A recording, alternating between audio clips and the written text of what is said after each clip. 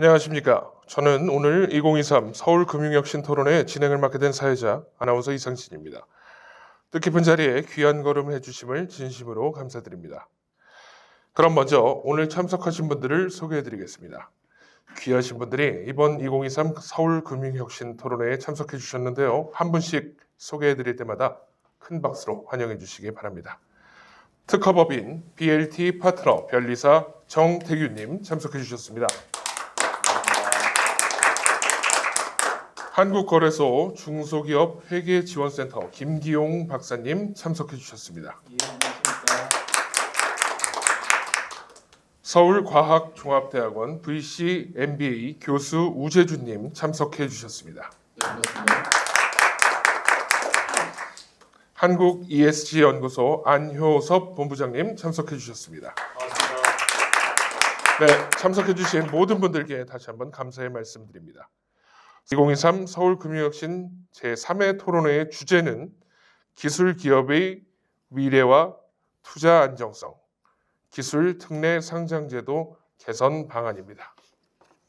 첫 순서로 기술 특례 상장제도는 기술력이 뛰어난 회사가 성장할 수 있도록 상장 기준을 낮춰주는 제도로 2005년에 도입되었으며 회사의 보유 기술이 유망하다고 판단될 경우 재무제표상 적자가 있더라도 상장 기회를 제공한다는 의미가 있습니다. 현재 제도 시행 현황에 대해 어떻게 바라보고 계시는지 우리 패널 분들의 고견을 들어보고 싶습니다. 예, 저는 한국거래소 회계지원센터에서 지금 현재 근무하고 있는 김기용이라고 합니다. 제가 어떻게 한국거래소 입사를 해서 근무를 하다 보니까 상장 심사 쪽, 특히 최근에 기술특례 상장 심사팀장도 좀 했었고요. 그래서 이 제도에 대해서 저희 한국거래소에서 어차피 그 금융감독원하고 관계당국 공동으로 운영을 하는 거니까 이 제도에 대해서 일단 간단하게 설명을 드리도록 하겠습니다. 물론 이 제도에 대해서 굉장히 잘 알고 계시는 분들도 많으실 거라고 생각은 됩니다만 또 한편으로는 또 증권시장 쪽에 대해서 그렇게 관심이 없다거나 이쪽에 대해서 약간의 어떤 다른 쪽에 계시는 분들은 이 제도를 잘 모르실 수도 있습니다. 어떻게 보면 IPO라든지 상장이라는 용어 자체도 조금 생소하신 분도 있을 것 같아서 간단하게 설명을 드리겠습니다. 크게 보면 여러분들 보시면 주식 투자는 많이 하시니까 주식 투자할 때 모바일 휴대폰 보시면 주식들이 막 뜨지 않습니까? 어떤 주식들이 막 있고, 근데 이 주식들이 그 시장에서 거래가 되기 위해서 상장이라는 절차를 거쳐야 돼요. 한국거래소 이 시스템에 그 주식이 상장이 돼야지 거래가 가능한 겁니다. 그래서 한국거래소 상장 기능을 담당을 하고 있고요. 그 상장은 상장 시장에 따라서 유가증권 시장, 소위 코스피 시장이죠. 코스피 시장에 상장한 제도가 있고 코스닥 시장에 상장한 제도가 있습니다. 근데 코스닥 시장에 상장한 여러 기업들 중에서 물론 그 이익이 있고 매출이 있으면 그냥 일반 기업으로 상장을 할 수가 있지만 최근 들어서는 여러 가지 핀테크라든지 다양한 업종의 어떤 신기술 기업들이 등장을 하면서 그런 기업들은 초기에 매출이 없거나 적자인 경우가 많습니다. 그런 기업들도 투자자들이 쉽게 접근을 하고 또 기업들 입장에서는 시장에서 자금을 모아서 더 성장할 수 있게끔 뒷받침하는 제도가 필요합니다. 그래서 그런 제도가 코스닥 시장의 기술 특례 상장 제도라고 보시면 될 것 같습니다. 말 그대로 특례가 붙어 있죠. 일반 상장이 아니고 특례 상장 제도입니다. 사회자분께서 말씀하셨다시피 2005년부터 시행이 된 제도고요. 2005년에 처음에는 업종 자체가 제한이 돼 있었습니다. 잘 아시는 분은 아시겠지만 바이오 업종에 대해서 처음에는 도입이 된 부분입니다. 왜 바이오 업종에 대해서 도입이 되었냐고 하면 언론 진행에서 보시면 아시겠지만 바이오 업종 같은 경우는 소위 말해서 신약 개발이라든지 그런 걸 할 때 연구 개발비는 많이 들어가는 반면에 성과가 나오는데 굉장히 시간이 많이 걸립니다. 그래서 그런 부분들에 대해서 기술은 있고 근데 단기적으로는 어떤 성과를 낼 수 없는 그런 기업들을 위해서 도입된 제도고요. 이게 업종이라든지 점점 확대되다 보니까 지금 거의 모든 업종에 대해서 열려 있는 제도가 되겠습니다. 그래서 기술 특례 상장의 가장 큰 특징은 제가 앞에 잠깐 언급을 드렸는데 모든 상장 기업은 일반적으로는 재무제표상으로 매출이 있고 이익이 어느 정도 되어야지 상장이 가능한 게 정상입니다. 근데 특례 제도를 두어서 매출이 미미하고 이익이 안 나더라도 상장 기회를 주고 투자자들한테 투자 기회를 주기 위해서 도입된 제도고요. 현재 이게 최근 들어서 여러 가지 뭐 AI라든지 이런 그 신성장 기업들이 많이 등장을 하게 되면서 어떻게 보면은 이제 특례 기업이 코스닥 시장의 약간의 어떤 주류 비슷하게 굉장히 볼륨이 많이 커지고 있고 정책 당국에서도 굉장히 관심이 많은 제도라고 할 수 있습니다. 이상 뭐 간단하게 제가 뭐 설명 마치겠습니다. 잘 들었고요. 지금 이제 어쨌든 기술 상장 제도에 대한 개선 방안을 얘기하려면 아마 크게 두 가지가 측면에서 좀 균형점을 찾는 게 아닌가 싶어요. 하나는 소비자와 투자자 보호죠.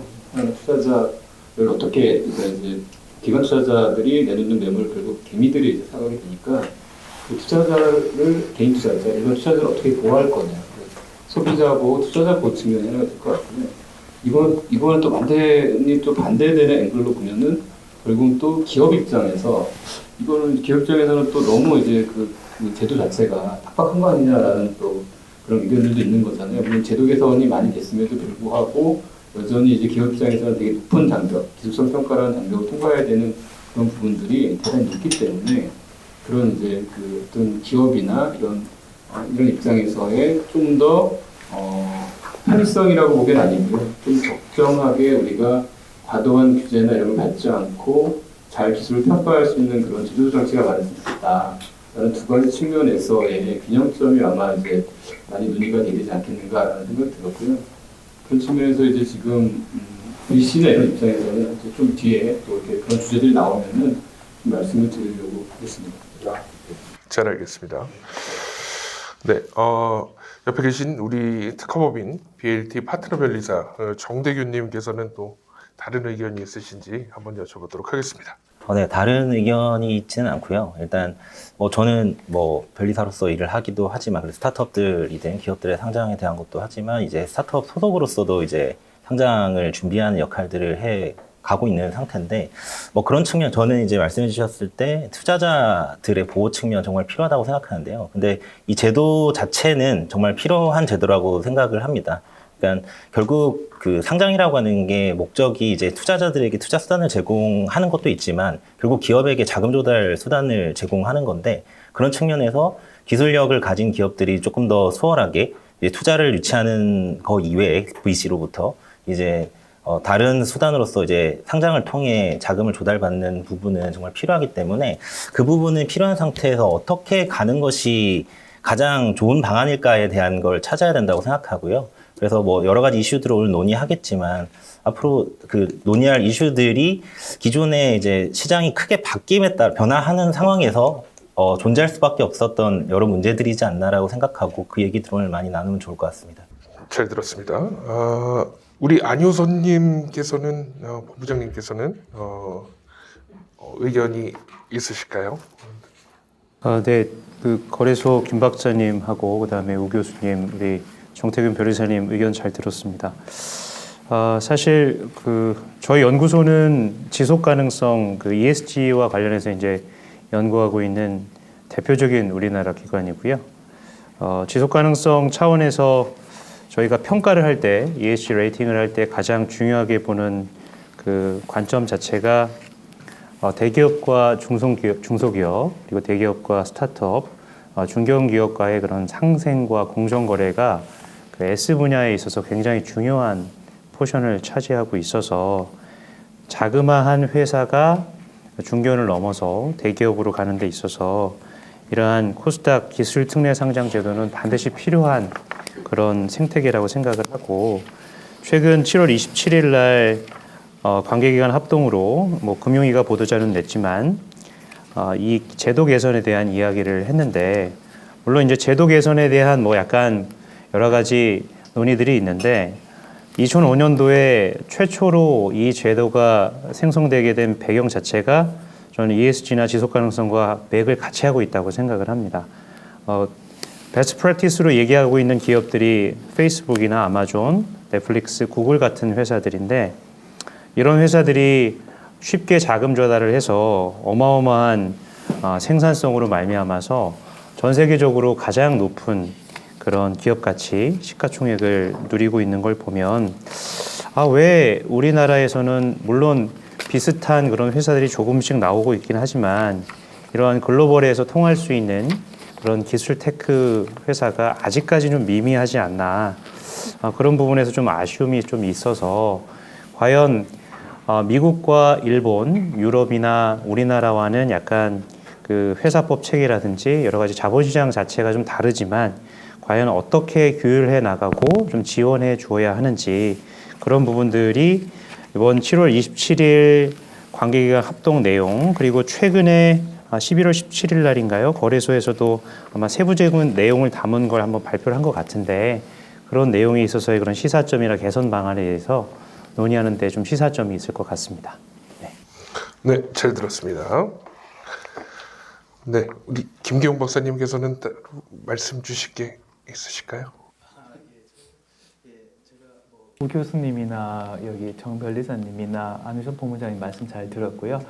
저희 어떻게 보면 약간 정책 당국이라고 볼 수 있는데 저희도 이제 예전부터 이제 많은 이제 고민을 많이 해와서 어떻게 보면 이제 발전한 제도라고 볼 수는 있습니다. 일단은 아까 말씀하신 대로 이제 기술 특례 상장 제도 이게 유용성에 대해서는 다 이제 공감을 하시는 것 같아요. 이제 뭐 극단적으로 어떤 아까 사회자께서도 말씀하셨지만은 파도 같은 문제가 생겼을 때 기술 특례 상장 제도가 무용론이다라고 하시는 분은 제가 언론 기사를 찾아봐도 없는 것 같고요. 어떻게 보완을 해야 되는지 그게 아마 방점인 것 같습니다. 그게 이제 방점이고 사실 이 제도를 다 설계함이 있어가지고 증권 시장에는 아까 우 교수님께서 말씀하신 대로 기업도 있고 투자자도 있거든요.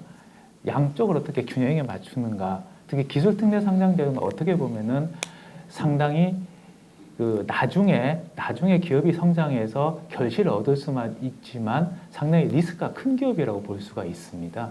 그래서 이런 상황들을 어떻게 잘 조합해서 나갈 것인가가 아마 저희 이제 향후의 과제가 될 것 같습니다. 지금 이제 한번 거론이 됐던 이 파두라는 반도체 제조업체 최근 이슈가 되고 있습니다. 올해 첫 초단위 공모주로 이제 관심을 받았다가 실제로는 미미한 실적으로 부실 상장 의혹이 제기되었고요. 이 때문에 기술 특례 상장 제도가 다시금 주목을 받게 되었습니다. 바로 이 파두가 제도를 통해서 상장할 수 있었기 때문입니다. 부실 상장 의혹에 대해 어떻게 생각을 하고 계시는지 한 분 한 분 자유롭게 또 이야기를 해주시고 또 이렇게 활짝 웃어주셔서 또 어떤 느낌인지 제가 좀 한번 들어봐야 될 것 같습니다. 네, 좋습니다. 사실 이제 여러 가지 같이 논의를 해야 될 부분인 것 같은데 파도라는 기업 자체를 얘기하는 거는 이제 기술 현장을 얘기할 때는 결국에는 신청, 심사, 사후 관리잖아요. 했을 때 이제 신청 단계, 심사 단계에서의 이슈가 있었느냐 이런 부분들이 되게 이제 중요해 보이는데 그런 것들을 이제 결론적으로 얘기를 하자면은 뭐 이건 고의로 누락했느냐 아니면 어쩔 수 없이 이렇게 됐느냐 이슈인 것 같아요. 근데 실질적으로 기술성 평가를 봤을 때에 우리 뭐 심사를 하는 경우 마찬가지겠지만 대체로 우리가 선정하는 밸류에이션이라고 하는 것이 추정치거든요. 보통 기업 입장에서 보자면 추정치인 거고 그것보다는 향후 이제 현재 시점에서의 매출을 가지고 지금 하는 것이 아니라 향후 뭐 5년이나 10년 후에 완성된 모습을 가지고 보통은 이제 그 밸류에이션을 하고 그걸 바탕으로 해서 심사를 하고 그래서 이제 성장을 시키는 경우가 되게 많습니다. 그래서 그런 부분에 있어가지고 이제 이게 당장 1년도 실적에 대해서 추정치랑 이제 안 맞는 경우에는 실질적으로 기업과의 문제가 있다라고 생각을 하지만 좀 시간을 그러니까 이 단순히 짧은 시간에 나타나는 걸 가지고서 기술 기업의 실적이 사기다 또는 실적을 뭐 잘못했다라는 걸로 이렇게 가기에는 사실 시간들이 좀 남아있긴 한 것 같아요. 그래서 아까 말씀드린 대로 제 생각에 이 사태를 바라보는 전반적인 시장의 관점은 시간을 통해서 장기적으로 이 기업이 그만한 성장을 달성할 수 있을 것이냐에 대한 포인트가 하나가 있는 거고 그거를 달성하기 위해서 기존에 하기 위한 그 제시했던 부분들이 하지 못했을 때에 어떻게 사후 관리를 하고 그다음에 그거에 대한 그 또 다른 문제가 나타나는 줄 알수록 계속 지속적으로 관리를 해나갈 거냐 에 대한 부분들이 더 중요시되는 부분인데 당장 이제 실적이 좀 안 나온다고 하니까 막 이제 뭐 그러다가 나쁜 거 기술평가 누가 한 거야 이렇게 가기보다는 그런 측면에서 이제 제도가 이제 지금 이슈는 이제 이미 심사 단계가 끝났기 때문에 심사 단계 있을 수가 있겠죠, 그죠? 그다음에 사후 관리 이슈에서도 이런 것들이 나타났을 때 또 거래소나 또는 뭐 증권사를 통해 가 상장 주관사를 통해 가서 어떠한 또 계절하기보다 관리 요소를 또 부여할 거냐, 책임성을 부여할 거냐 이런 부분들에 대한 것들이 좀 이 계기를 통해 가지고 좀 논의가 좀 그런 쪽으로 흘러갔으면 좋겠습니다. 그래서 갑자기 이제 이렇게 하다 보니까 기술평가 무용론 이렇게 둘이 나오더라고요. 보니까 그런 부분들 흘러가기보다는 실질적으로 어떻게 제도가 성숙되는 과정에 나타나는 문제를 생각하거든요. 그랬을 때 그 부분들을 어떻게 좀 보완적으로 나갈 거냐에 대한 게 좀 많이 논의가 됐으면 좋겠다라는 의견을 드리고 있습니다. 네, 또 다른 의견을 가지고 계신 분이 계시면, 네, 우리 정태규님, 네. 다른 의견은 아니고요. 일단 어쨌든 지금 말씀하셨던 대로 이 공모 자체가 큰 이슈였기 때문에 크게 되게 그 시장에서도 와닿고 그리고 이제 투자자분들에게도 되게 큰 이슈라고 생각이 됩니다. 사실 기술특례 상장 제도에 대해서 아까 제도에 이제 상장을 할 때에 특례로서 올려주는 부분도 말씀을 해주셨고 그 기업들은 매출이 충분하지 않은 상태에서 상장을 하는 거기 때문에 당연히 유예 기간이라는 거를 이제 가지기도 하면서 그걸 이제 이제 그 예측한 결과들을 따라가느냐라는 걸 보게 될 텐데요. 그걸 쉽게 이제 달성하지 못한 케이스들은 분명히 이제 더 있었지만 그러한 이제 기업들에 비해서 지금 토론 주제로서 언급되고 있는 파도라는 기업이 더더욱더 이제 관심사여서 시장에서 더 파급력 있게 다뤄지고 있는 거라고 생각이 됩니다. 그래서 이걸 통해서 이제 개선해야 될 포인트를 말씀해 주신 대로 제대로 가야 되는 것 같고, 그리고 뭐 앞서 말씀하셨던 대로 바이오 기업 중심으로 특례 상장을 운영해오다가 확장을 하게 되고 했던 것도 그 각각의 케이스에서 이슈들이 크게 발생하면서 범위도 넓어지고 다양하게 변화된 거라고 생각하거든요. 그래서 그러한 방향으로서 이슈를 살펴보는 게 더 맞지 않나라고 생각이 됩니다.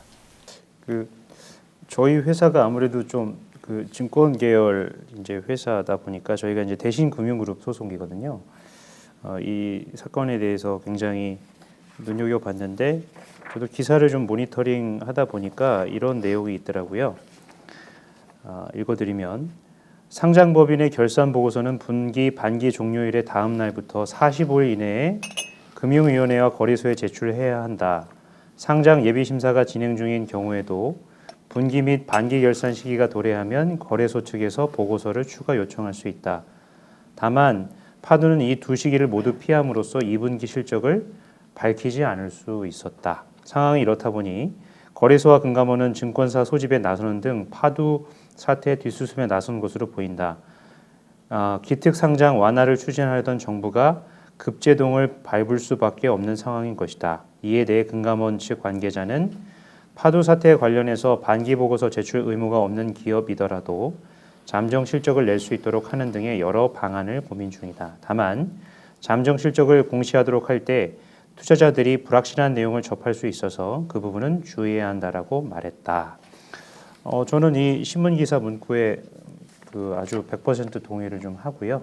결국은 투자자 보호를 위한 그 제도 부분인데 특례 상장을 통해서 혜택을 보는 그 회사 입장에서도 오히려 이런 제도가 완비되기 전이라도 뭐 자율 공시를 한다든지 얼마든지 투명성을 담보할 수 있는 그런 그 시장들이 열려 있는데 그런 부분이 조금은 좀 아쉽다. 그런 의견을 좀 드립니다. 네, 우리 김기용 박사님. 예, 저도 한 말씀 드리겠습니다. 이제 사실 이런 게 터지면 저희가 굉장히 많이 바빠져요. 뭐 자료도 만들고 뭐 외부에서 뭐 요청도 많고요. 저는 뭐 다행히 이제 그쪽 부서는 아니지만 뭐 간접적으로 당연히 영향이 있을 수밖에 없고요. 일단은 이제 그 파도 사태의 본질은 제가 보기에는 밸류에이션의 문제입니다. 이 자체가 만약에 파도가 그 실적치를 만약에 제대로는 아니고요. 뭐 2분기 끝나고 나서 실제 거의 없었다는 거를 알렸다라고 하면 파도가 그만한 가치를 인정받지는 못했겠죠. 가치가 굉장히 내려왔겠죠. 가치가 내려왔을 뿐이고 뭐 그게 이제 상장이 되어서는 안 된다까지 얘기하기는 조금 조심스러운 부분인 것 같고요. 예, 다시 가치가 굉장히 이제 많이 내려왔을 거고 이제 투자자들 입장에서는 이제 어떻게 보면 저거 화가 나실 수밖에 없는 게 이런 실적이면 가치가 낮을 수밖에 없는데 굉장히 가치를 뻥튀기해서 상장을 해서 손해를 봤다. 이게 좀 핵심인 것 같습니다.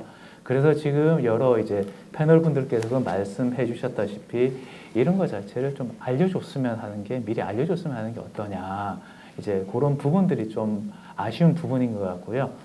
그래서 뭐 최근에 이제 금감원하고 이제 저희 거래소하고 이제 뭐 증권사단이 모여서 회의를 해서 그런 부분에 대해서 이제 매출을 뭐 월 단위 최근까지 이제 좀 알리자라는 얘기가 언론에 이렇게 나왔습니다.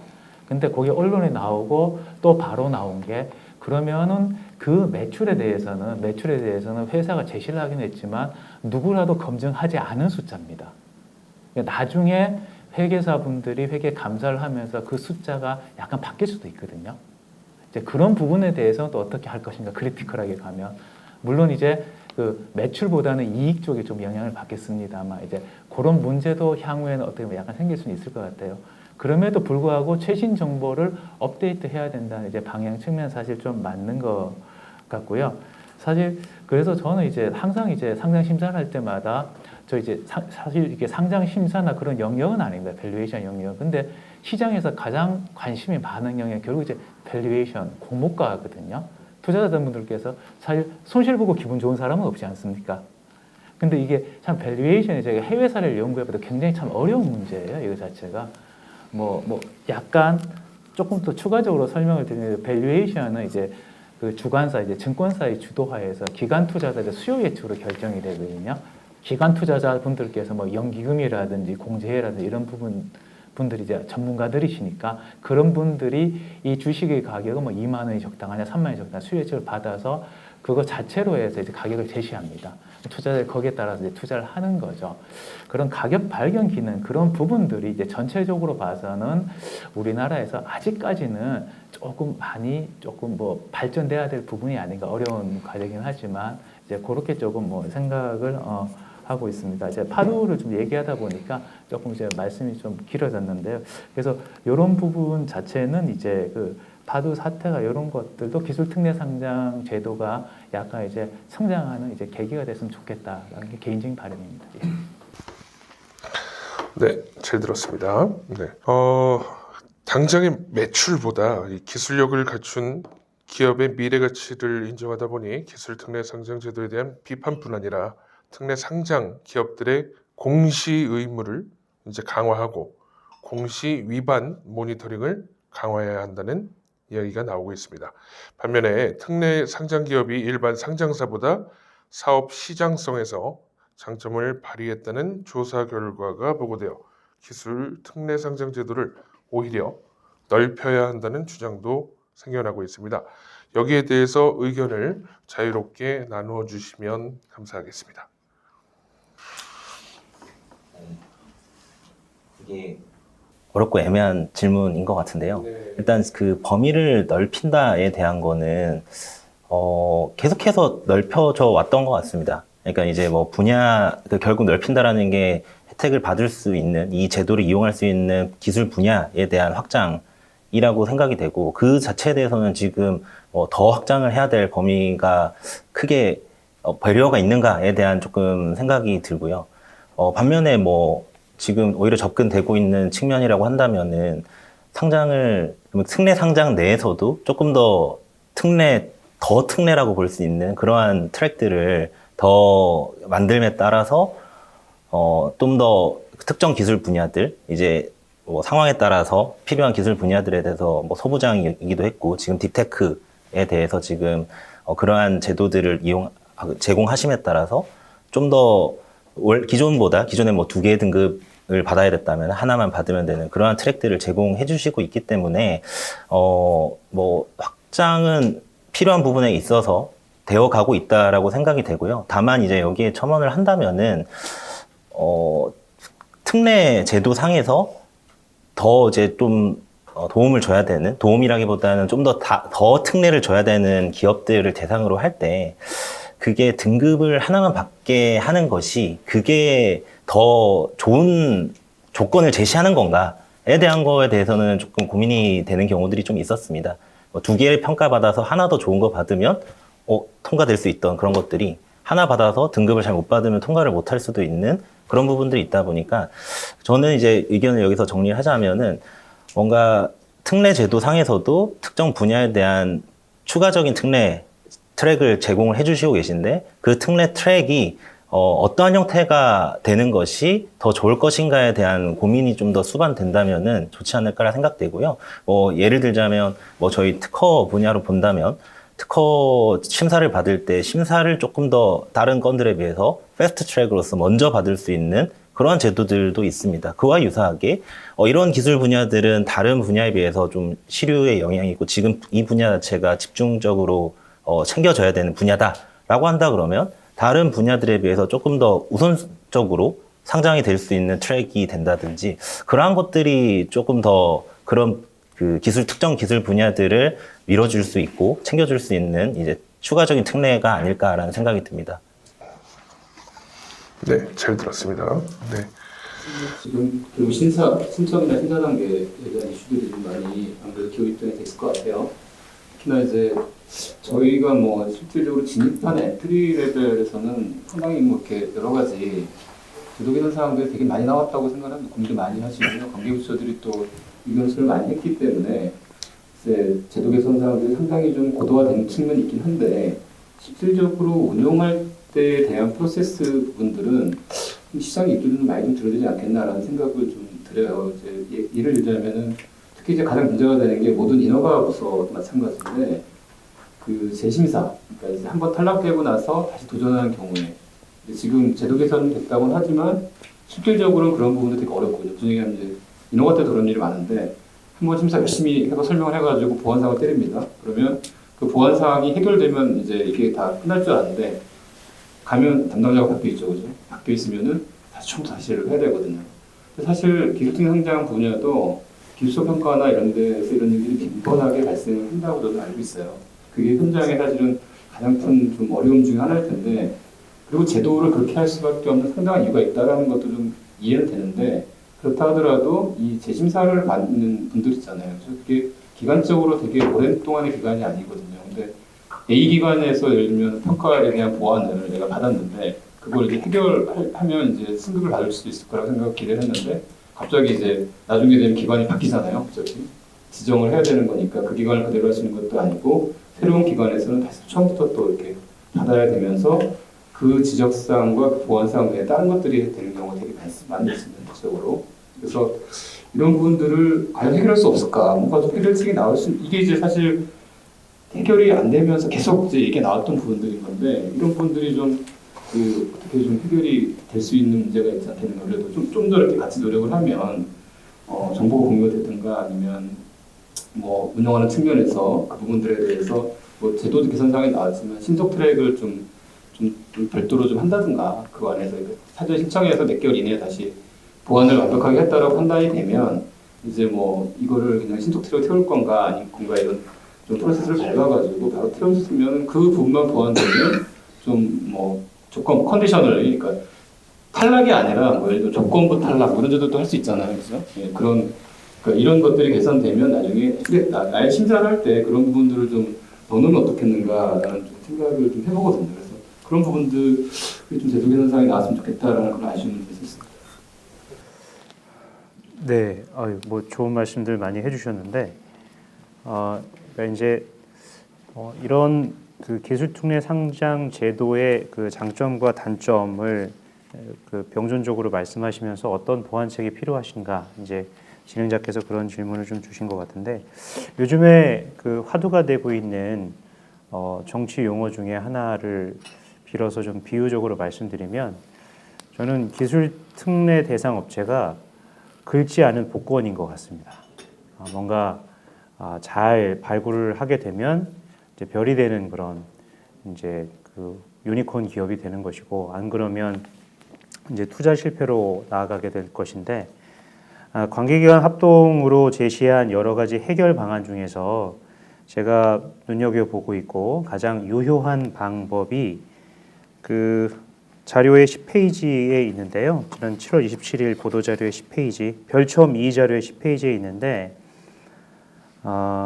전문가 풀 상장위원회 구성, 심사 대상 관련 제도 개선이라는 부분입니다. 다양한 분야의 기술 전문가 참여가 가능하도록 거래소의 전문가 네트워크 강화인데요. 그래서 특별히 눈에 들어오는 부분이 상장위원회를 구성할 때 기술 전문가 2인 이상 참여를 의무화한 부분인데 전 개인적으로 아예 3인 이상으로 해도 되지 않을까. 더 기술 분야를 좀 강화해서 물론 판단에 휴먼 에러는 있을 수 있기 때문에 결국 리스크 테이킹을 하고 이러한 위험 자본이 들어가는 부분이기 때문에 어찌할 수 없는 부분은 사실 사람의 영역은 아닌 것 같고 다만 테크에 대한 부분을 판단할 수 있는 전문가를 더 투입을 해서 이런 특례 상장 부분을 완화한 약간은 좀 정교하게 가져가는 것이 가장 중요하다고 생각을 하고 그 이후에 사후적으로 아까 제가 말씀드렸던 투명성이라든지 제도적인 투자자 보호를 위한 장치들이 좀 보완되는 방향으로 주의적으로는 전문가들을 더 많이 투입을 해야 된다. 그리고 예비적으로는 그런 투명성 강화, 주주 보호와 관련된 부분이 필요하다. 이런 말씀을 드리고 싶습니다. 네, 감사합니다. 네, 김경호 박사님께서는 네. 예, 아무래도 그 제도 쪽 얘기가 많이 나오다 보니까요. 예. 제가 그래도 저도 7월 달에 이제 관계기관 합동으로 기술특례 제도 개선 방안을 이제 마련을 하긴 했습니다. 일단 이제 좋은 말씀 많이 주셨고요. 제가 이제 그 예전부터 이제 상장 쪽에 있습니다. 프로세스를 조금 훑어보면 어떻게 보면 시장 참여자들 수준도 굉장히 많이 높아지셨고요.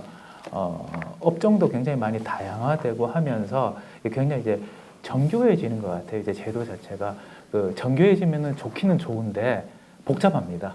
혹시 코스닥 상장 규정이나 이런 거 보셨는지 모르겠는데 규정만 봐서는 아마 잘 이해가 안 되실 거예요. 굉장히 복잡합니다. 그리고 이제 기술 특례 상장도 예전에는 조금 심플했었는데 이제 어떻게 보면 소부장 특례도 들어가 있고요. 그 다음에 단수 평가도 들어가 있고요. 그 다음에 이제 시총이 높으면은 단수 평가. 그 다음에 이제 시총이 1조 이상이 된다. 그럼 여기서 말하는 시총은 시장에서 이제 예비적으로 평가되는 이제 시가총액입니다. 시총이 1조 원 이상이면은 아예 그 기술평가 트랙에서 기술평가기관에서 평가를 안 받고도 저희 쪽에 신청을 할 수가 있어요. 이런 식으로 정교화되는 건 좋은데 맞춤형으로 넘어가다 보니까 제도 자체가 이제 굉장히 좀 복잡해져요. 그런 부분들에 대해서 이제 정교함에 대한 이제 장점은 있겠지만 또 이제 기업들이 이제 접근할 때 기업들도 사실 IPO는 처음 해보는 거지 않습니까? 굉장히 조금 이제 처음에 이게 좀 무슨 말인지 모르겠는데 복잡하다 이런 인식들이 조금 있는 것 같고요. 그리고 이제 저희가 이제 안 그래도 이제 기술평가 특례의 이제 핵심 자체는 이제 기술성 평가입니다. 기술성 평가 관련해서 이제 표준 평가 모델도 많이 이제 도입을 해서 이제 하고 있고요. 그 다음에 단수 평가, 이제 복수 평가도 있지만 이제 저희도 이제 많이 이제 그 기술 전문가들 이렇게 이제 불러서 회의를 해보면 이제 기술 전문가들께서도 이제 의견이 엇갈린 경우도 사실 조금 있고요. 그리고 이제 어떻게 보면은 이제 저희가 이제 기술 전문가들 저희도 사실 많이 모시고 싶어요. 근데 의외로 해당되는 분야의 전문가들이 좀 그렇게 많지 않다는 거를 저희가 이제 실제로 업무를 하면서 좀 많이 좀 느낍니다. 사실 그 회사의 그 기술, 그 제품에 대해서 가장 잘하는 그 회사입니다. 근데 그 회사는 이게 당사자이기 때문에 할 수는 없죠.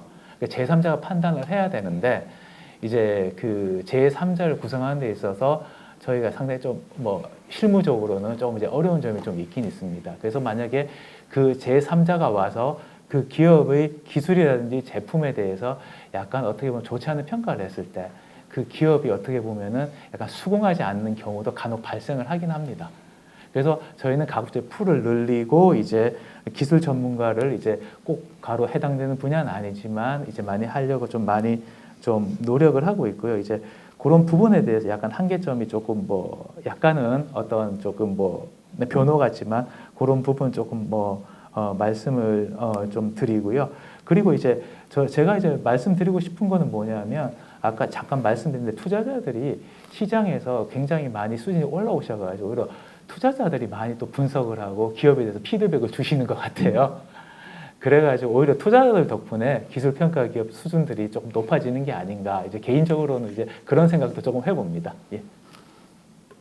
네, 토론자분들의 의견 너무나 잘 들었습니다. 지금까지 논의해 주신 바와 같이 기술 무용론보다는 기술 특례 상장 제도가 나아가야 할 방안에 대해 고민해 봐야 할 시점인 것 같습니다. 말씀해 주신 사항들 중 몇 가지 이슈가 되었던 주제에 대해 다루어 보려고 하는데요. 추가적으로 논의하고 싶은 주제가 있으시면 더 말씀해 주시면 됩니다.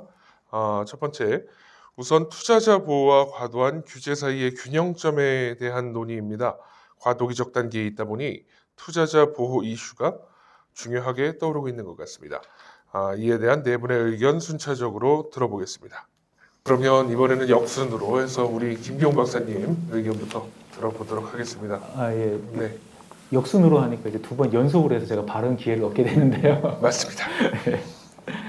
투자자 보호 굉장히 중요합니다. 투자자 보호 굉장히 이제 중요한 부분이고요. 예. 저희가 이제 특히 기술 특례 상장 기업은 기본적으로 투자자들께서 하이 리스크 하이 리턴이다 이런 인식이 좀 퍼지는 게 좀 중요한 것 같습니다. 예. 투자 기회를 드리는 것들이 기본적으로 이건 위험한 기업일 수밖에 없거든요. 예. 나중에 이제 수익은 높을 수가 있습니다만 그런 인식들 저변이 저는 이제 조금 이제 일단 기본적으로는 좀 필요하다고 보고요. 투자자들께서 사실 뭐 기술 기업이 삼성전자나 SK 하이닉스하고 동일한 리스크를 가지면서 수익은 뭐 100% 200%갈 수는 없지 않습니까? 그죠? 그런 안정성을 가지면서 이건 이제 당연히 이제 기본 전제고요. 그래서 저는 이제 투자자 분들께서 이제 기술 특례 기업에 대해서 저희가 투자자 보호를 위해서 하는 많은 조치들이 공시입니다. 알려주는 겁니다. 아까 최근에 매출도 알려드리고 그다음 기술 평가 이런 것도 알려드리고 하는 부분들이 이제 투자를 하실 때 저희가 이제 성장 기업으로 기술 성장 기업부라고 있거든요. 거기에 대해서 한번 그 기업 리스트 들어가서 이 기업이 도대체 어떤 일을 하고 어떤 건지 그것만 한 번만 보시고 이제 투자를 좀 해주셨으면 하고 이제 그런 부분들을 이제 당부드리고 싶고요. 근데 이제 만약에 이제 기업이 그런 공시를 누락하고 이제 투자자들한테 뭐 정보를 잘못 제공했다. 그런 부분에 대해서는 저희가 이제 페널티 부분들을 뭐 제도 개선 사항에도 나와 있지만 그런 부분들에 대해서는 조금 더 이제 강화하는 이제 그런 방향으로 저희가 좀 뭐 나아가고 그 투자자 보호는 뭐 제가 뭐 두 번 세 번 말씀드리는데 아무리 그 강조해도 이제 지나치지 않는 그런 주제이긴 합니다. 단지 투자자 분들께서도 여기에 들어오셨을 때 이제 기술 특례 기업의 어떤 특징을 알고 투자를 좀 해주셨으면 하고 다시 한번 제가 개인적으로 당부드리겠습니다. 잘 들었습니다. 네, 그리고 안효섭 본부장님. 네. 예, 저도 우리 김기용 박사님과 그 같은 의견이고요. 이제 구체적으로 말씀드리면 제가 중소기업부터 대기업까지 상장회사에서 IR이란 공시 또 상장 업무도 직접 이제 해본 경험이 좀 있어서 잘 아는데 상장을 진행하다 보면 이제 오너나 지배주주 경영진 입장에서는 굉장히 좋으면서도 껄끄러운 상황에 직면하게 됩니다. 물론 자본을 조달할 수 있다는 큰 혜택이 있지만 이해관계자들이 많아지는 거죠. 쉐어홀더뿐만이 아니라 스테이크홀더들이 있죠. 이제 무서운 이제 거래소나 금감원도 계시고, 그 다음에 한 주를 갖고 계신 주주분들도 계시고, 신문 기자 그리고 여러 가지 이제 정보기관들도 다 이해관계자이기 때문에 그러면 이제 기술 특례 상장을 시도하고 있는 그 아주 작은 기업 입장에서는 약간 정책 당국에서의 그런 네거티브 접근보다는 약간 유인을 줄 수 있는 파저티브 접근이 좀 필요하지 않나 싶습니다. 이를테면 뭔가 자율적으로 공시하고 소통하면 인센티브를 주는 거죠. 저희가 보통 중소기업에는 뭐 세제 혜택이라든지 여러 가지가 좀 있잖아요. 그런 것처럼 그런 혜택 부분도 당국에서 좀 고민을 좀 해주시면 좋겠고, 특별히 저희 연구소에서 국민연금이나 다른 기관 투자자들과 뭐 배당 정책이라든지 여러 가지 기업들에 대한 그런 부분들을 평가하고 그런 부분들을 많이 보고 있는데, 한 개의 기업이 굉장히 우수한 그런 릴레이션십을 가지고 있는 뭐 총칭하면 IR 수준인 거고 조금 범위를 넓히면 이제 ESG 수준인데, 그거 중에 베스트 오브 베스트가 CEO의 소통입니다.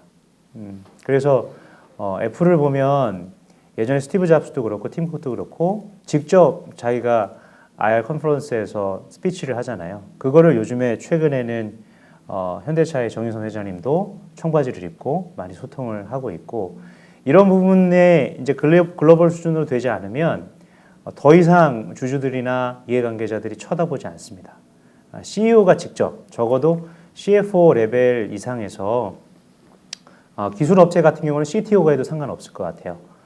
시장과 또 당국과 적극적으로 소통하는 모습들을 좀 보여줄 때 또 그런 기업에 좀 인센티브를 주고 한다면 훨씬 더 하이 리스크 하이 리턴보다는 리스크가 많은지 않았는데 아주 기술도 좋고 소통도 잘하고 좋은 기업이었더라.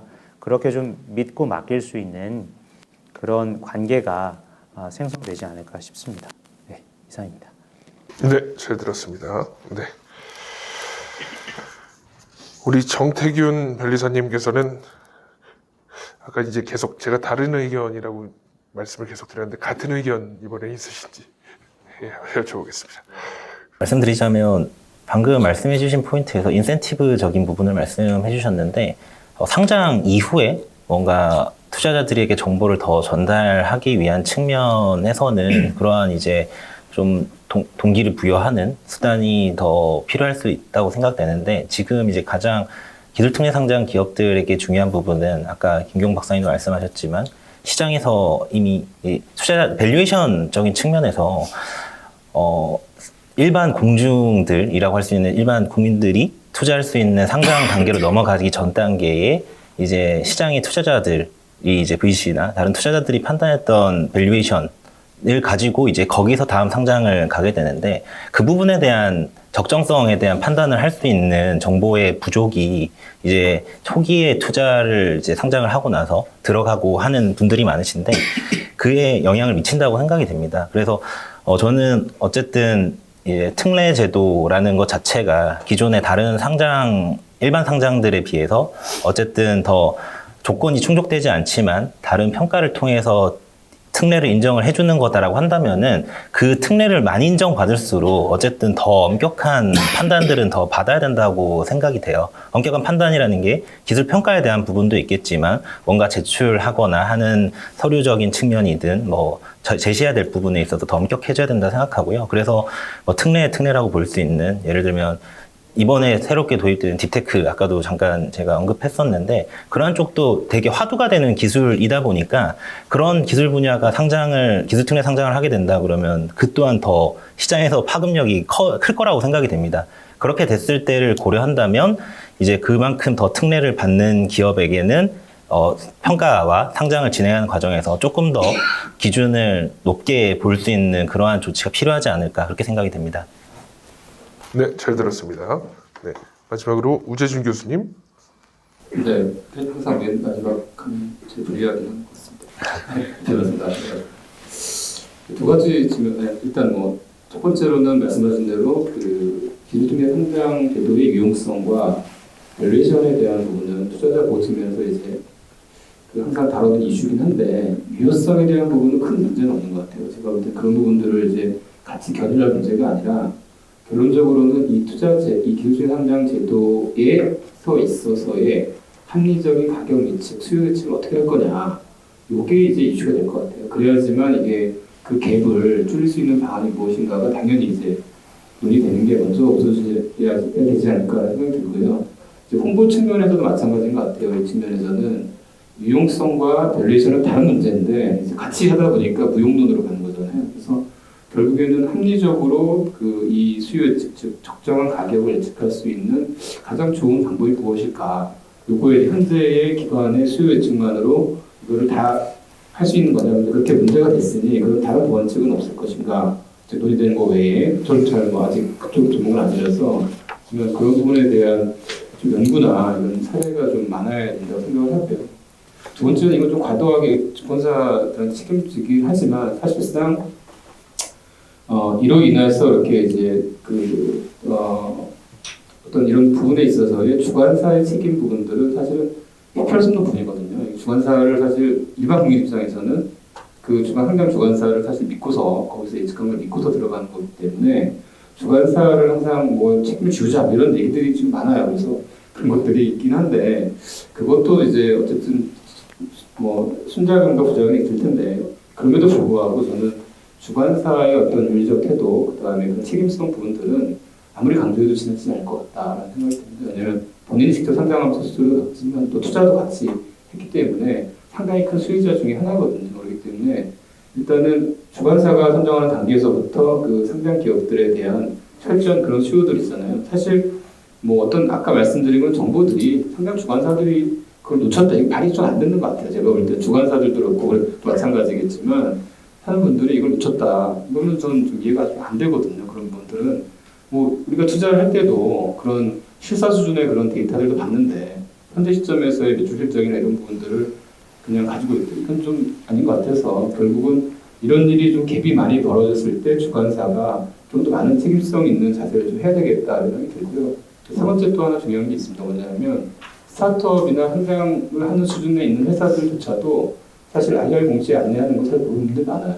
솔직히 말씀드리면은 뭐 회사의 경우에는 공시 위반으로 그냥 걸리는 경우도 뭐 의도한 건지 아닌지 모르겠지만 그런 회사도 지금 많이 그런 문제가 발생을 하는데 같이 상장한 기업들의 경우에는 더 그런 문제들이 많이 발생을 할 거거든요. 그렇기 때문에 실질적인 책임 강화를 위해서는 그런 부분들이 뭐 사전 상장 전에 그런 이력들을 갖추든지 결정 요건을 강화해가지고 그런 충분한 것들도 사실 같이 봐야 되지 않느냐. 왜냐하면 투자자 보호를 위해서 기업도 책임져야 될 부분이 더 생각하거든요. 그 부분이 뭐냐면은 자기네 정보를 투명할 수 있게 공개할 수 있는 내부 통제 시스템이라든가 또는 공시에 특화된 담당자라든가 그런 숙련된 사람들이 있어야지만 이것도 공개를 하는 거지. 그 사람들이 대표이사나 누군가를 이제 가정을 할 때 숨기기를 가정하는 그런 사람분이 있다라고 하는데 가정이에요. 이거는 그런 분들이 있을 때에 그걸 넘어설 수가 없어요. 그 정보는. 그렇기 때문에 그런 전문가들 같이 밸런스 있게 돼야지만 이 투자자 보호 차원에서의 그런 부분들이 제도가 현실적 유효하게 이렇게 적용되고 계속 지속적으로 유지되지 않겠는가라는 생각을 좀 해봅니다. 네, 말씀 잘 들었습니다. 이게 이어지는 내용이 될 것 같은데요. 현재 이 과도기적 시점이라고 보고 있습니다. 지금 오늘 계속 이야기했던 기술 특례 상장 제도의 운용 방안에 대한 논의고요. 어떻게 좀 운용이 되면 좋을까요? 여기에 관련돼서 자유롭게 의견 나눠주시는데요. 네, 포커스는 운용이라는 단어입니다. 운용 방안. 문재준 교수님 먼저 말씀하시겠습니까? 네. 마이크 정리하셨군요. 네. 깜빡 속았습니다. 네. 드리면 아쉬운 부분 하나 또 있어요. 아까 단수를 하는 이런 것들 있잖아요. 디테일하게 하면 단수 허락하는 게 이거 실효성이 있는 거냐 이런 부분 사실 얘기가 좀 되지 잘 모르겠어요. 제가 왜냐하면 보통은 이제 두 개 중에 하나를 A를 받으면 되는 건데 단수를 받게 되면은 또 편차가 커질 수 있는 거잖아요. 그럴 때 그런 고민들이 어떻게 지금 이루어진지 사실 궁금하기는 해요. 그러니까 뭐 아까 지금 제도 계산 사항에는 대단히 큰 혜택일 수 있죠. 비용적인 측면에서는 실질적인 측면에서는 예를 들어서 이제 보통 A 받고 그다음에 하나를 BB 받으면 두 개 중에 하나를 받아도 통과인데 BBB 받고 그냥 한 대 받아서 잘못 걸려서 여기는 빡센 데를 받았어요. 그러면은 그냥 탈락이 될 수 있는 거잖아요. 그랬을 때 이 단수 제도가 과연 유효하게 적용되려면 운영의 묘가 좀 있어야 되지 않겠는가라는 생각이 들고요. 그러니까 예를 들면 뭐 몇 가지 분야, 아까도 말씀드린 대로 뭐 컨디셔널한 패스를 해가지고 트랙을 좀 다르게 한다든가라든가 또는 아니면 뭐 유효성 있게 좀 실효성 있게 운용될 수 있는 방안이 조금 고민을 좀 들어야 돼요. 이 부분은 실제 이제 시장에서 기업들이나 또 VC들이나 이런 쪽에서 요청하는 부분들이 좀 있을 거라 생각을 해요. 구체적으로 아까 이런 것도 제 아이디어고 컨디셔널을 내는 것도 아이디어고 그렇기 때문에 그런 부분에 있어서의 좀 유효한 좀 방법이 있었으면 좋겠다라는 생각이 좀 들었고요. 그다음에 그 아까 표준 평가 모델 아까 좀 말씀하셨는데 표준 평가 모델에 있어서도 이게 개인적으로 그렇습니다. 고도화됐으면 좋겠다 이런 이렇게 평범 말씀 못할 것 같은데 내용 잘 몰라가지고 그래서 표준 평가 모델도 이제 피드백 차원 그러니까 그냥 모델만 만들어 놓는 게 중요한 게 아니고 아까 말씀드린 그거로 인해서 내가 어떤 거를 지금 이제 보완할 수 있는가에 대한 구체적인 컨설팅을 좀 할 수 있는 컨설팅을 받거나 이렇게 좀 하는 중간에 어떤 중간 기관, 중간 지원 기관이라고 할까요? 이런 부분들이 같이 좀 역할이 있어야 이런 것들도 필요성 있게 되지 않겠는가라는 좀 생각을 하거든요. 개인적으로 그렇습니다. 아무래도 제도 운영 방안에 관련돼서 이렇게 질문을 주셨는데 바로 우리 김경 박사님께서 좀 말씀을 바로 주실 수 있을 것 같아서 네 아직 좀 준비 중이셨습니까? 네. 운영 방안에 대해서 말씀을 주셔가지고요. 사실 그 기본적으로 저희가 이제 복수평가 제도가 이제 2005년 도입될 때부터 A&D 비리비 이상이지 않습니까? 기본적으로 도입됐고 이제 소재 부품 장비 쪽에서 이제 들어오면서 그게 아마 제 기억으로는 2018년, 19년 될 겁니다. 이제 일본하고의 어떤 무역 분쟁 때문에 저희가 소재 부품 장비 이제 국산화 때문에 이제 이런 기업들 좀 지원해야 된다는 측면에서 이제 좀 들어온 부분이 있습니다. 그래서 이제 단수 평가할 때는 아까 말씀드린 대로 이제 기업이 이제 비용 측면에서는 당연히 이제 세이브가 되는 부분이고요. 단수 평가할 때 좀 힘든 데 걸려가지고 다시 뭐 만약에 나쁜 결과가 나오면 어떻게 했느냐. 근데 아마 제가 알기로는 단수 평가에서 탈락을 되면 바로 신청할 수가 아마 있을 겁니다.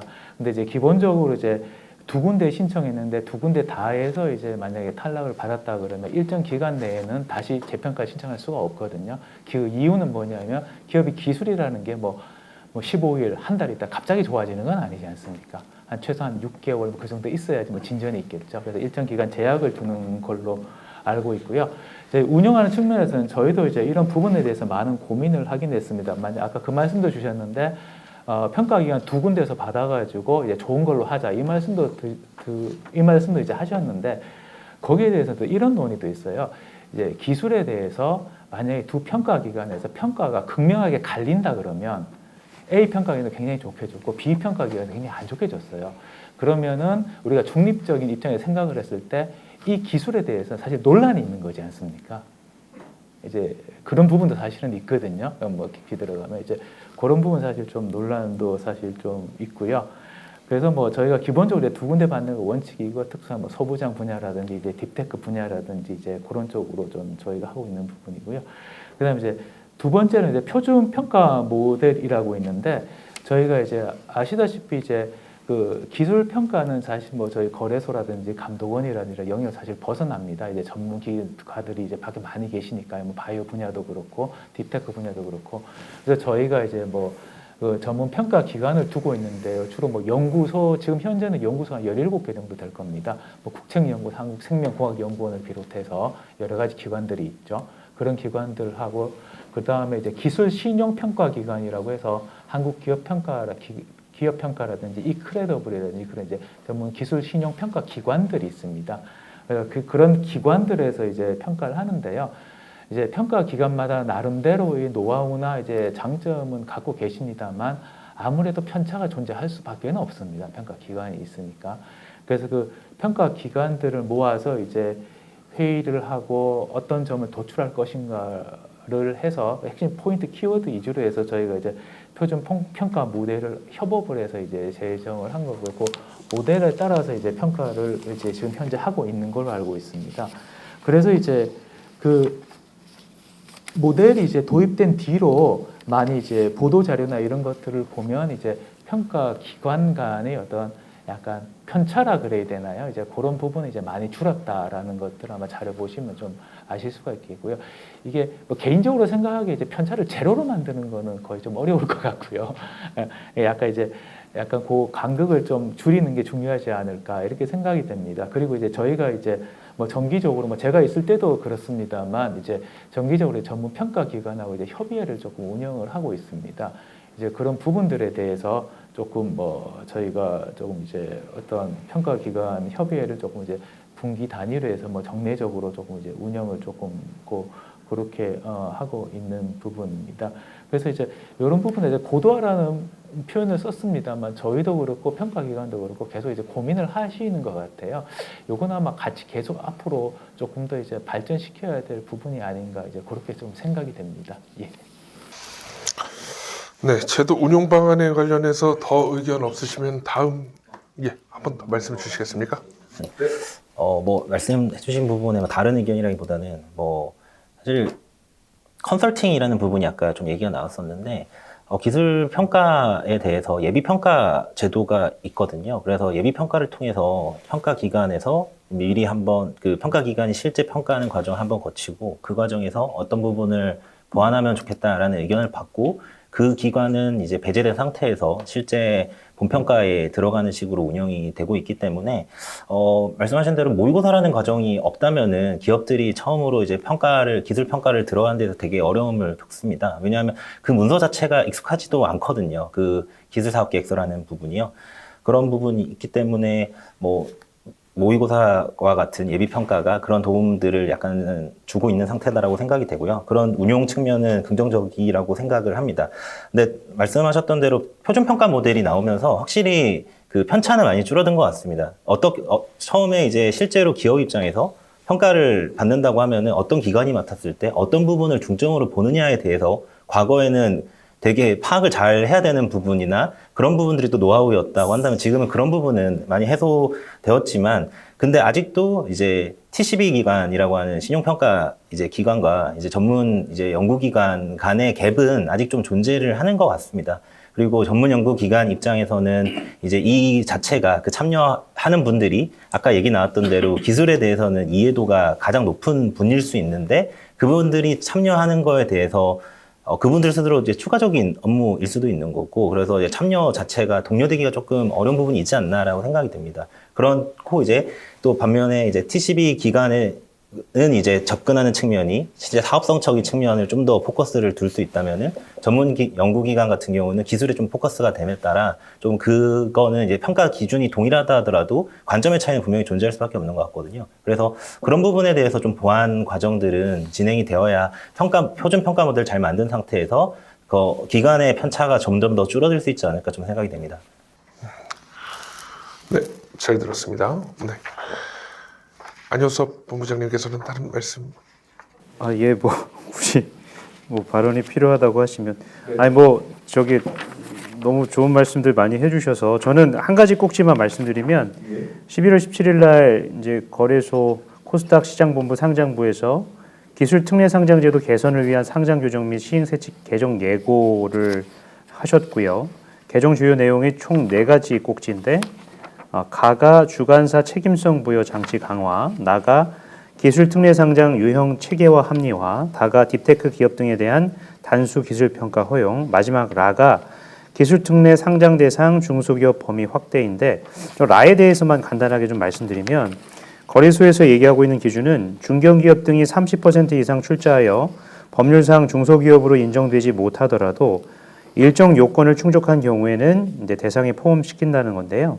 그 일정 요건이 예시로 들고 있는 것이 중소기업법상 규모 요건 충족 혹은 딥테크 등 첨단 기술 분야 또는 중견기업의 투자 기간이 3년 이상인 경우 대기업 계열사는 제외하고 중견기업 출자 비율 50% 미만 등으로 나와 있는데 저는 아예 범위를 확대할 거면 이렇게 하면 얼마나 그 망이 좀 늘어날까 조금 더 좀 폭넓게 인정해 주는 것도 좋지 않을까. 물론 이제 골목상권 보장해 줘라 약간 좀 그런 차원에서 대기업이나 중견기업의 진입을 좀 막는 경우도 있는데 이런 기술 산업 같은 경우에는 조금 더 폭넓게 인정해 주는 것이 그래서 사실 중소기업과 대기업의 사이에 있는 게 이제 중견기업인데 좀 애매하거든요. 그래서 중견기업의 경우에도 이런 부분을 좀 폭넓게 열어서 많은 그런 테크 기업들이 진입할 수 있도록 자금이 있어야 사실은 기술 개발하고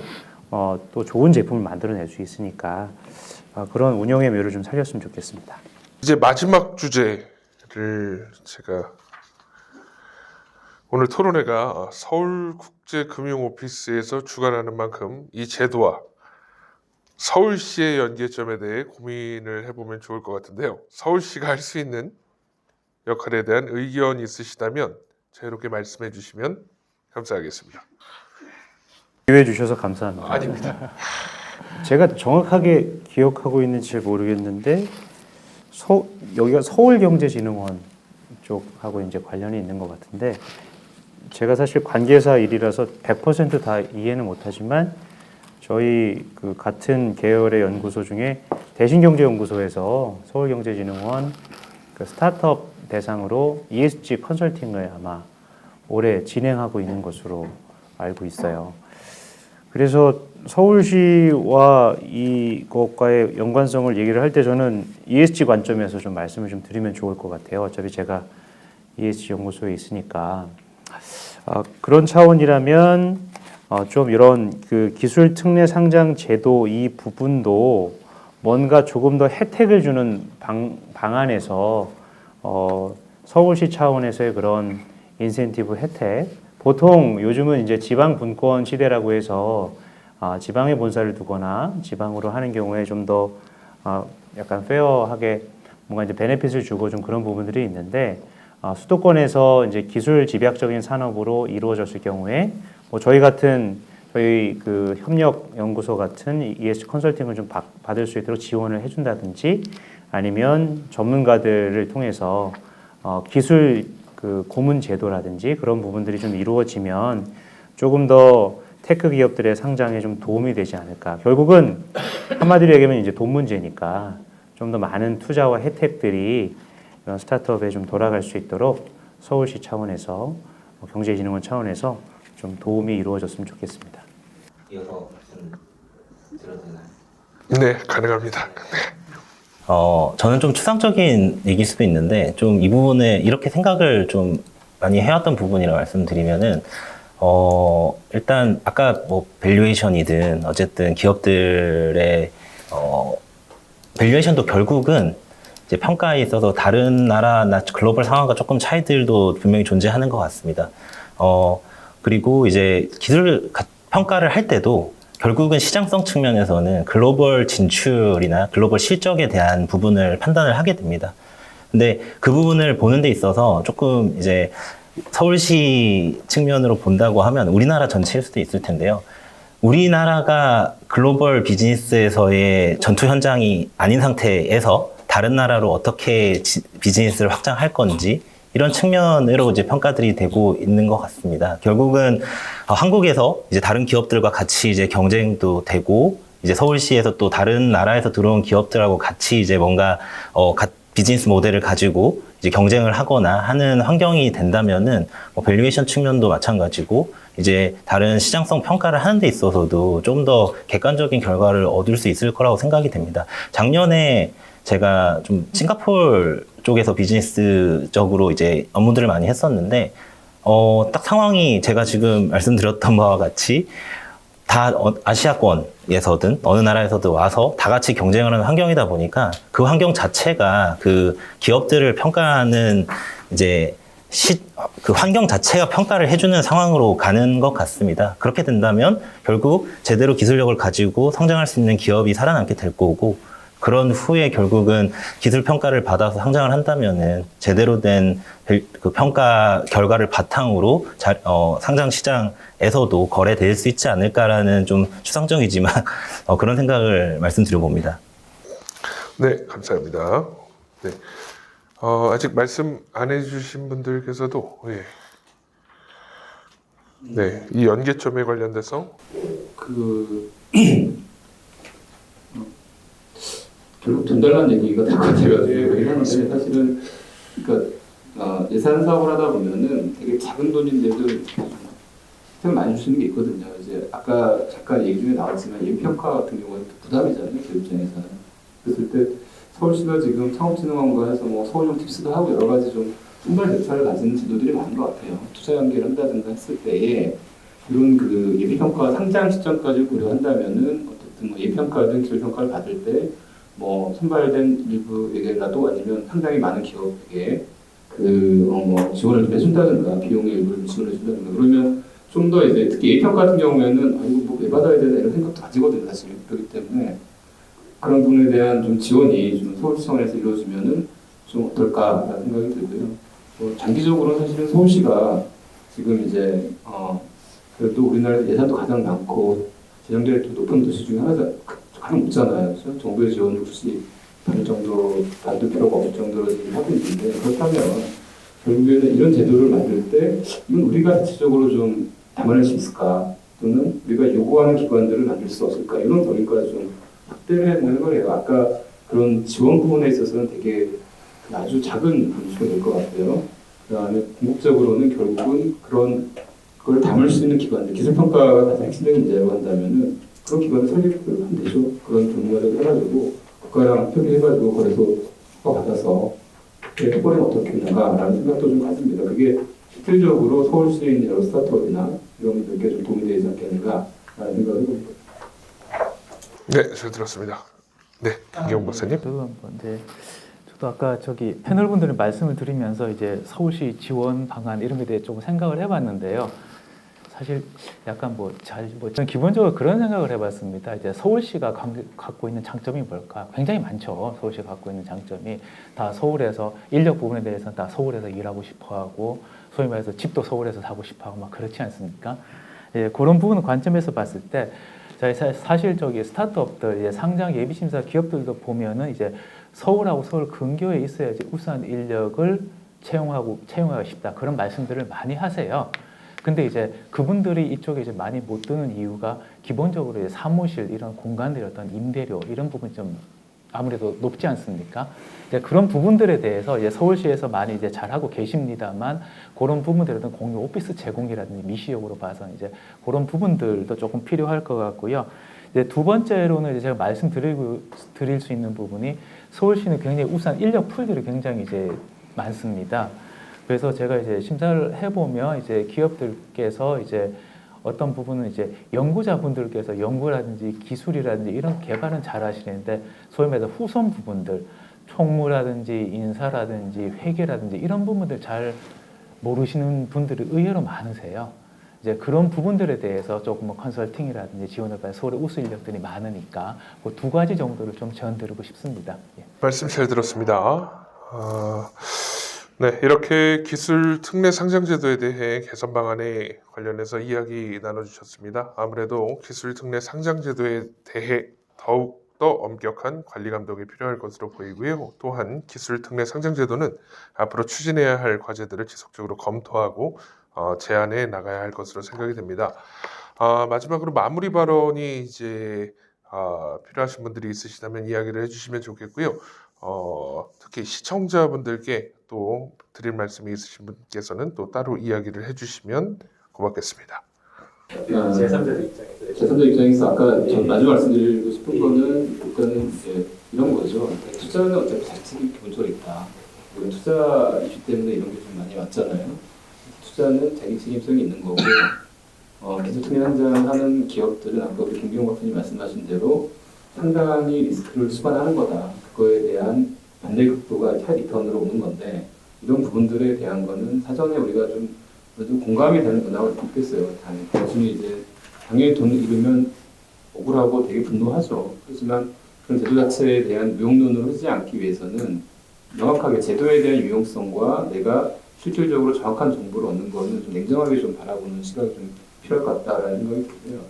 그다음에 제도에 대한 이해나 이런 부분들은 이제 정부 당국이나 이런 측면에서는 그런 부분들이 실효성 있게 정말 그러니까 아이템은 되게 많고 복잡한데 실질적으로 운영되는 방안들을 그래도 현장에 있는 분들이 많이 좀 구매를 했으면 좋겠다라는 생각이 들고요. 그다음에 세 번째는 우리 특히 이제 상장 주가 아까 계속 말씀드렸는데 부담을 드리는 게 아니라 국민들은 믿을 수밖에 없는 게 큰 기업이잖아요. 그래서 큰 기업, NH증권, 무슨증권 이런 큰 그런 회사들을 믿고서 투자를 한 거기 때문에 이분들이 좀 더 직업 정신을 발휘해서 좀 그런 책임성을 강화하는 형태로 계속 좀 노력을 해줬으면 좋겠다라는 말씀으로 마지막 드리겠습니다.